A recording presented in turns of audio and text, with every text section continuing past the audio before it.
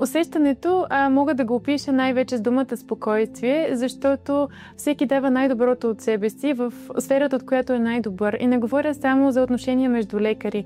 Отношението с козметиците, с мениджмънта, с администрация. Всички се стремим да бъдем максимално полезни, максимално приятелски настроени, без някакви задни помисли, като даже напротив, всички сме едно голямо семейство и се опитваме да помогнем по така най-добрия начин, който може, в грижата си за пациента, който мисля, че за всеки от нас това е най-важно.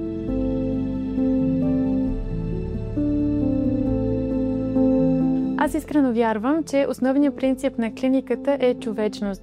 И всеки един от нас е подбран да бъде добър експерт в сферата, която работи, но еднакво важно с това е да се стремим да бъдем и добри хора.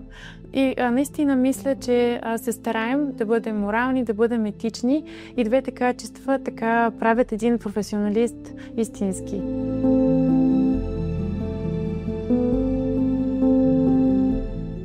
Най-силно усещам, че съм на точното място, когато се прибера вечер вкъщи след работа и съм спокойна.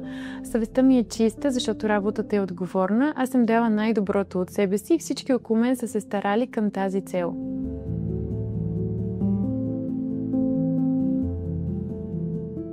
Бих казала, че човек като знае какво иска и полага всички усилия в тази насока, нещата се получават.